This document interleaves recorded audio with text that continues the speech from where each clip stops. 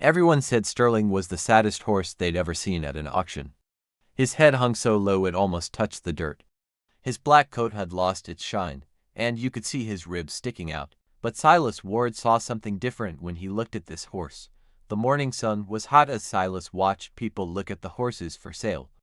Dust flew everywhere as horses moved around and people walked with their boots. He could smell hay and sweat in the air. Each horse told a story just by how they stood and moved their eyes. That's when Silas spotted him in the far corner. This black horse looked like he was carrying the whole world on his shoulders. His coat was black as night, but it didn't shine anymore. His body was too skinny. But what caught Silas's attention wasn't how the horse looked. It was how he stood completely still while other horses were walking around and making noise. The auctioneer, Otis Caldwell, was already calling out numbers. His voice carried across the yard like a dinner bell.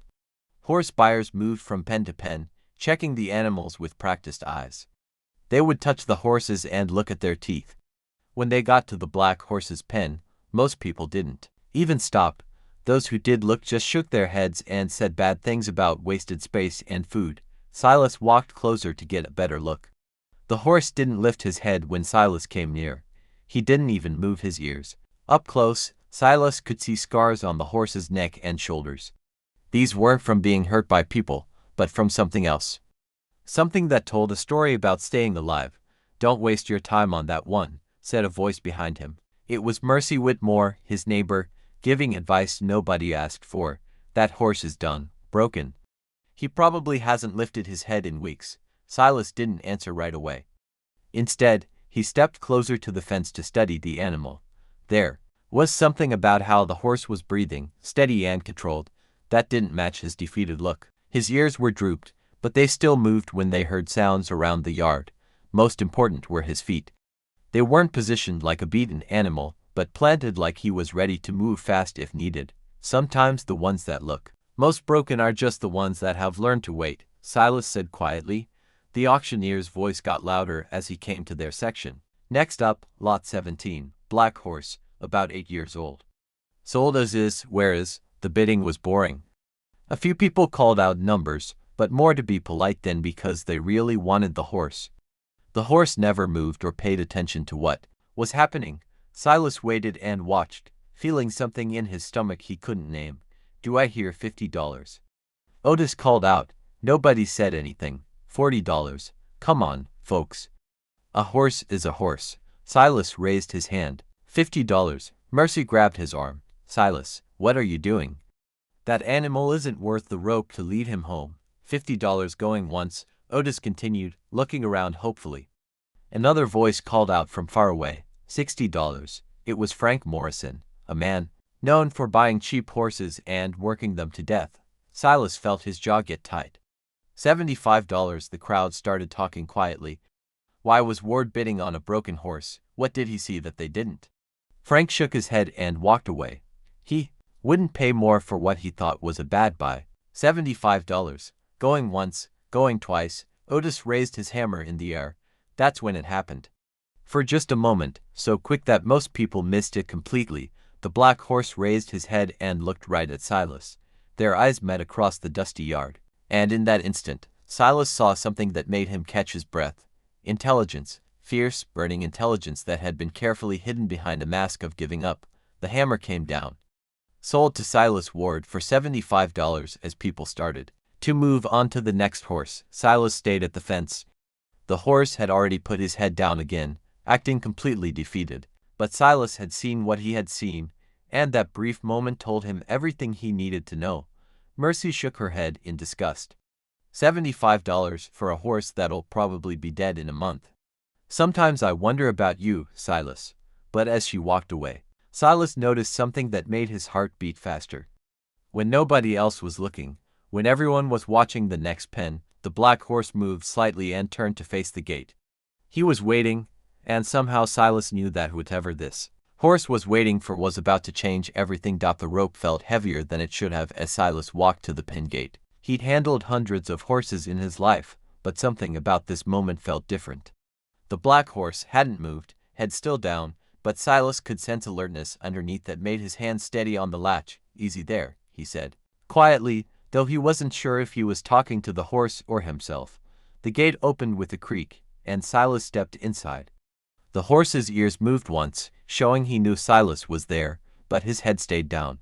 Other horses nearby were making noise and stomping, but this one stood like a statue made of shadow. Silas moved slowly, keeping his movements predictable. When he was 3 feet away, he stopped and waited. The silence stretched between them, broken only by distant auction sounds and flies buzzing in the hot air. "I know you're listening," Silas said quietly. "And I know you're thinking. Question is, what are you thinking about?"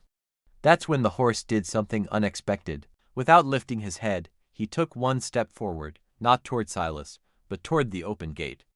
It was such a small movement that anyone watching would think it was an accident. But Silas felt the purpose behind it. He slipped the rope over the horse's head, expecting him to fight back. But the horse accepted it with the same defeated look. When Silas gently pulled forward, the animal followed smoothly, which didn't match his broken appearance. Walking through the auction yard, Silas noticed how people stared. Some felt sorry for him, others laughed. Old Pete Hawkins actually laughed out loud. "There goes Ward with his charity case. Might as well have bought himself a hay-eating lawn decoration." But as they walked, Silas started noticing things others missed.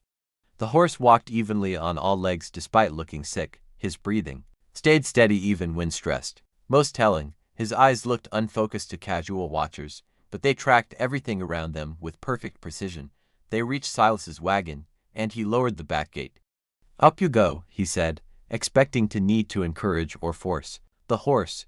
Instead, the horse stepped into the wagon easily, positioning himself perfectly for balance during the ride.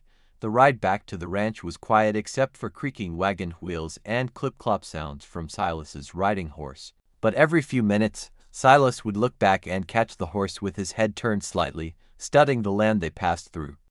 The horse was mapping their route, learning the area, collecting information that a truly broken animal would never bother with. Back at the ranch, Silas led the horse to an empty stall in the barn. The moment they crossed into the barn, something changed. The horse's whole attitude shifted for maybe 3 seconds.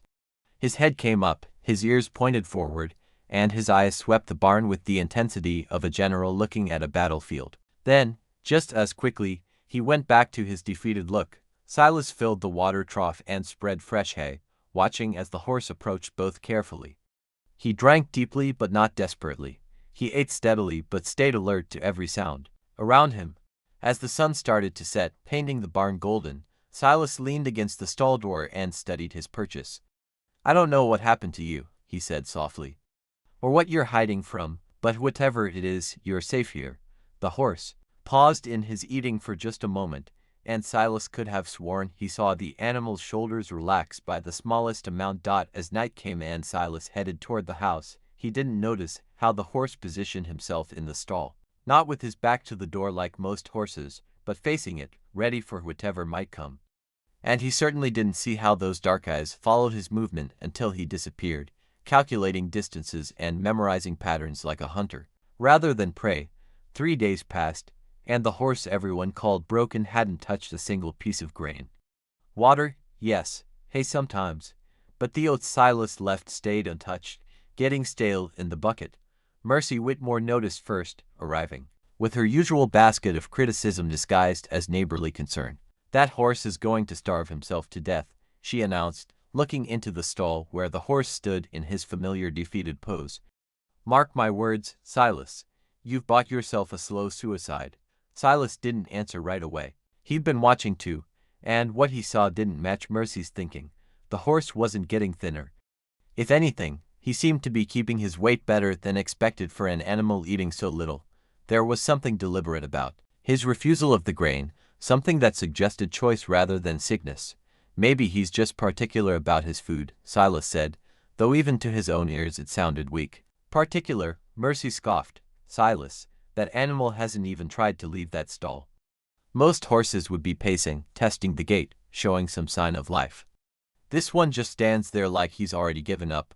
But that wasn't completely true either. Silas had noticed that while the horse never moved when people were around, the hay was always scattered by morning in a pattern that showed the animal had been moving quite a bit during the night. The water level dropped a lot between sunset and sunrise, far more than a still horse would drink. That evening, Silas decided to find out what was really happening. Instead of going to the house after his evening chores, he settled into the shadows of the barn's back corner, where bales of hay created a natural hiding spot. The horse couldn't see him from this angle, but Silas had a clear view of the stall. For the first hour, nothing changed. The horse stood motionless, head low, the picture of sadness. But as full darkness settled over the ranch and the last sounds of day faded away, something amazing happened. The horse's head came up. Not just up, but alert, ears pointed forward like radar dishes, scanning for signals. He moved to the stall door and looked at the latch with focused intensity, nudging it with his nose, testing how strong it was. For several minutes, he worked at it with precision that made Silas catch his breath. The horse could open it. Silas was certain of it, but instead of escaping, the horse backed away and began what could only be called a patrol route. He moved along the edges of his stall, checking every board, every corner, every possible entry point. His movements were smooth and confident, nothing like the stumbling wreck everyone believed him to be. Then came the most surprising discovery of all. The horse went to the untouched grain bucket and, after a careful sniff, began to eat. Not hungrily, not desperately, but with measured bites, stopping frequently to listen and scan his surroundings. He was eating like a soldier in enemy territory, always ready to abandon his meal and react to threats. Silas shifted his weight slightly, trying to get a better view, and a piece of hay rustled beneath him. The effect was instant. The horse's head snapped toward the sound, his entire body coiled like a spring. For a heartbeat, Silas saw the animal as he truly was, powerful, intelligent, and anything but broken. Then, as if a curtain had been drawn, the horse returned to his defeated posture. Head down, shoulders slumped, the very picture of surrender. But now Silas understood. It was an act, a performance so convincing that it had fooled everyone, including experienced horsemen who should have known better. The question was why? Why would a healthy, intelligent horse pretend to be broken? What was he hiding from, and what was he waiting for? As if responding to Silas's thoughts, the horse moved to the stall's back wall and stood facing the barn entrance. His posture was alert, watchful, like a guard standing watch. Whatever had happened to this horse, whatever had taught him to hide his true nature, had also left him always ready for danger. The answer came with dawn, carried on horseback by young Tommy Chen from the neighboring valley. The boy's horse was covered with sweat and his face was pale with fear as he rode up to Silas's yard. Mr. Ward, Tommy called out, sliding from his saddle before his horse had fully stopped. You got to help us. They took my pa. Silas came out of the barn, immediately alert. Slow down, son. Who took your father? 3 men, maybe 4. They rode up to our place just before sunrise, said they were looking for someone. When Pa told them we hadn't seen nobody, they didn't believe him. They tied him up and took him toward Dead Man's Canyon. The blood in Silas's veins turned cold. Dead Man's Canyon was 20 miles of dangerous terrain, perfect for hiding someone you never wanted found. Did you recognize any of them? No, sir, but they were asking about a horse, a black horse. Said someone stole it from them, and they were going to get it back along with the thief who took it. Silas felt the pieces clicking into place like locks opening. His eyes moved to the barn where the horse stood in his stall, maintaining his broken act. But now Silas understood why the horse had been pretending. Why he'd seemed so alert, so ready for danger. He wasn't broken, he was hiding. Tommy, ride to town and get Sheriff Morrison. Tell him what happened and where they're headed. Can you do that? The boy nodded and got back on his horse, but paused. Mr. Ward, they said they'd trade my pa for the horse. Said they'd be watching, and if anyone tried to follow them without bringing what they wanted.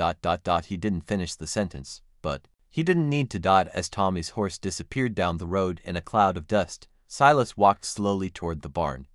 The horse was watching him approach, and for the first time since the auction, he wasn't pretending to be defeated. His head was up, his ears forward, and his dark eyes held intelligence that was now impossible to deny. So that's your story, Silas said quietly, stopping at the stall door. You didn't just wander into that auction yard. You were running from something or someone. The horse took a step closer to the gate, and Silas could see old rope burns around his neck, marks that spoke of hard use and harsh treatment. This wasn't a ranch horse or even a wild horse. This was an animal that had been trained for something specific, something that required intelligence, endurance, and absolute reliability. They want you back, Silas continued, working through what this all meant. Bad enough to kidnap innocent folks. Question is, what makes you so valuable to them? As if in response, the horse moved to the center of his stall and began to demonstrate. Without any guidance or command, he dropped to his knees, rolled completely over, and sprang back to his feet with smooth grace. Then he backed up, turned in a perfect circle, and did a series of movements that were part dance, part military drill. Silas's breath caught in his throat. This wasn't just a trained horse. This was a performance animal trained to a level that took years to achieve. The kind of horse that traveling shows would pay hundreds of dollars for, or that wealthy men would use to impress crowds and win impossible Bates. Someone invested a lot of time and money in you, Silas said, understanding dawning. And they're not about to let that investment walk away. The horse came to the stall door and gently touched Silas's hand with his nose. But there was something urgent in his manner, something that suggested time was running short. That's when Silas heard it. The distant sound of hoofbeats coming from the south, multiple horses moving fast. His heart began to race as he realized that Tommy's kidnappers hadn't been content to wait in Dead Man's Canyon. They were coming here, and they were coming now. The horse heard them too. His entire body tensed, and for a moment, Silas saw something in those dark eyes that made his blood run cold. It wasn't fear, it was recognition, and hatred so pure it was almost touchable. They hurt you, Silas whispered, understanding flooding through him. They didn't just train you, they broke you down to build you back up. And somehow you got away. The hoofbeats were getting closer. Soon those riders would come over the hill and see the ranch spread out below them. Silas had maybe 5 minutes to decide what he was going to do. He could saddle his own horse and try to run, but they'd catch him on the open range. He could hide and hope they'd search and move on, but innocent people were depending on him. Or he could make a stand, though 3 against 1 were terrible odds. That's when the horse did something that changed everything. He reared up on his hind legs, pawing the air, and let out a sound that wasn't quite a whinny and wasn't quite a scream. It was a challenge, a declaration of war that seemed to echo from the very depths of his soul. And in that moment, Silas realized he wasn't alone in this fight.